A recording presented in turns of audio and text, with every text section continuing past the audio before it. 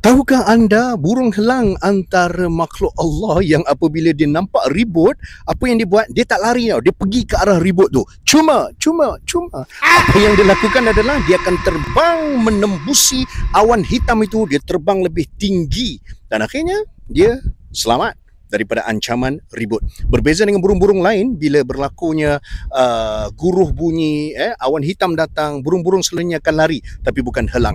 Yang kita boleh belajar daripada ini adalah, bila kita ada masalah, jangan lari daripada masalah, hadapi masalah tersebut dengan cara melihat daripada kacamata yang lebih tinggi, dan kita kena sedar bahawasanya sebesar mana pun masalah kita, Allah Maha Besar. Allah yang akan memberikan penyelesaian dan juga solusi kepada segala mihnah dan tribulasi yang kita alami dalam hidup kita.